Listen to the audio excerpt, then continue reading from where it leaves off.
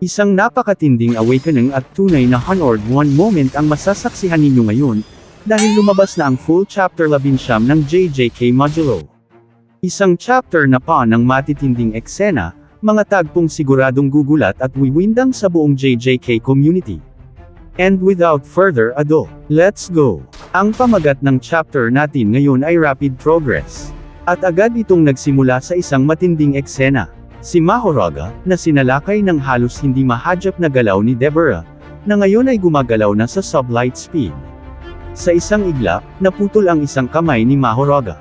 Ngunit tulad ng inaasahan, agad itong nag-regenerate, kasabay ng pag-ikot ng gulong sa ulo nito, isang malinaw na senyales ng adaptation. Dahil dito, mas lalo pang pinush ni Deborah ang kanyang limits. Mapapansin natin na mas naging active ang kanyang third eye, at sa kanyang POV, makikita na ang paligid ay tila nagkaka-after images dahil sa sobrang bilis ng kanyang galaw. Hindi lang si Deborah, pati si Mahoraga ay tila may after images na rin. Makikita rin ang liwanag na kasabay ng kanyang paggalaw. Ito ang bilis na kailangan niyang pantayan para tuluyang ma-achieve ang speed of light. At oo mga kaibigan, nakasunod siya rito, pero hindi pa sapat para kay Deborah. Sa puntong ito, malinaw na wala pang kahit sinong sorcerer sa Earth ang nakaabot sa ganitong bilis. Hindi kahit si Kashimo. At ito mismo ang binanggit ng editor's note sa nakaraang chapter.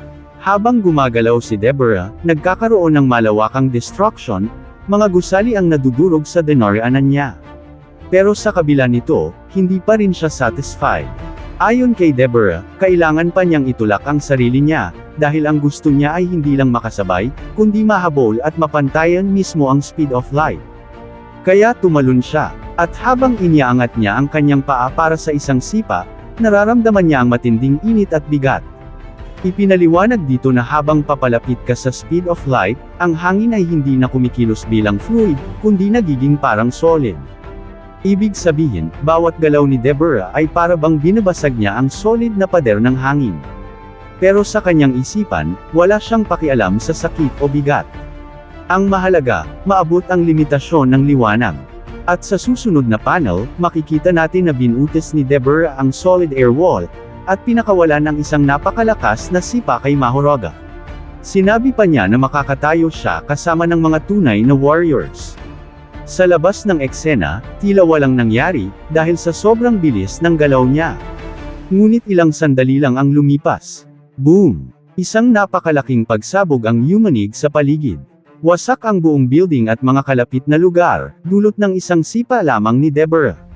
Paglanding niya, tumingin siya kay Mahoraga. At napansin niya na wala na itong katawan. Natunaw ito ng tuluyan. Ngunit ang will ni Mahoraga ay nakalutang pa rin.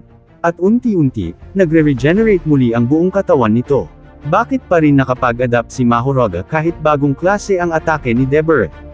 Ang sagot ay simple. Nagsimula na ang adaptation kanina pa lang, noong unang naputol ang kamay ni Mahoraga sa sublight speed attack.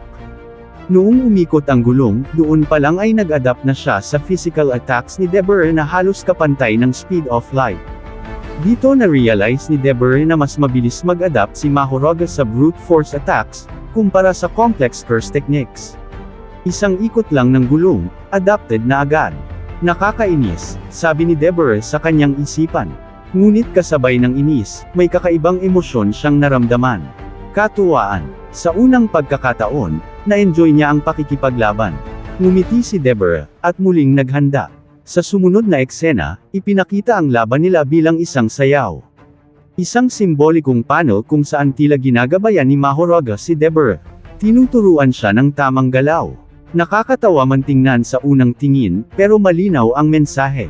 Gusto pang lumaban ni Deborah. Gusto niyang mas humusay, mas tumalas, at maging mas mahusay na bersyon ng sarili niya. At dito, mararamdaman natin ang eksaktong emosyon na naramdaman ni Gojo noon. Ang enlightenment. Ang Hanord 1 moment. Habang lumalaban, napansin ni Deborah na nadudurog na ang isa niyang paa, resulta ng napakalakas na sipa kanina. Sa una, balak niya na lang putulin ito dahil nagiging sagabal na. Ngunit bigla niyang naalala, ang sorcery sa Earth ay may kakayahang mag-heal. Naalala niya ang nangyari kay USA, pati ang special treatment na ibinigay kina Maru at Cross. At doon niya naisip kung ang healing na ito ay gumagamit ng curse energy. Pero paano nagiging posible ang healing kung negative energy ang curse energy? Habang iniisip niya ito, naalala niya ang kakaibang pakiramdam noong hinawakan niya ang blade ni Mahoraga. Isang sandatang may positive curse energy. At doon niya na-connect ang lahat.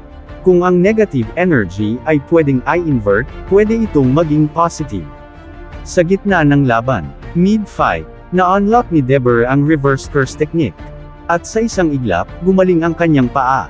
Walang nagturo sa kanya. Wala siyang ideya sa konsepto ng RCT. Ngunit sa pamamagitan ng observation, logic, at instinct, nagawa niya ito. Mas nakakabilib pa, ginawa niya ito nang walang kaalaman na posible pala iyon, hindi tulad ni Gojo. Dito niya nasabi na mas advanced pala ang sorcery sa Earth. Ibig sabihin, kahit sobrang lakas ni Deborah, baguhan pa rin siya sa Jujutsu sorcery. At posibleng marami pa siyang hindi alam, mga domain techniques, barriers, at higit pa. Pagkatapos nito, lumipat ang eksena sa Jujutsu headquarters, kung saan pinag-uusapan ang paglabas ng mga cursed spirits sa Tokyo dahil sa labanan nina Deborah at Yuta. Inilatag ang evacuation plans, barriers, at ang desisyong si Yuta lang ang maaaring masawi, alang-alang sa lahat. Sunod, lumipat ang eksena kina Asuki, na nagbabala na maaaring may trick ang mga Earthlings, at sinabing hulihin o patayin ang sinumang makialam sa laban. Habang tumataas ang tensyon sa pagitan ng Simuans at Jujutsu sorcerers, biglang huminto ang lahat. Sa labas ng building, may isang lalaking nakahudi. Si Yuji Itadori. Tahimik niyang sinabi na alam niya nang mangyayari ito.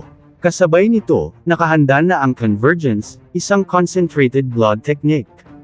Sinita siya ni Mino, ngunit hindi siya pinansin ni Yuji. At sa isang iglap, piercing blood, hindi isa, hindi dalawa, sandamakmak na piercing blood ang dumaan sa buong building, tinamaan ang Simuans at Jujutsu sorcerers, at pinahinto ang patayan.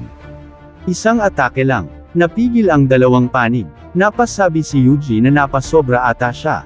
At sa gulat, napasigaw si Mino, Itadori Yuji. At dyan nagtatapos ang chapter. Sa wakas, bumalik na ang pinakamalakas na sorcerer ng sangkatauhan. Ano ang susunod na mangyayari?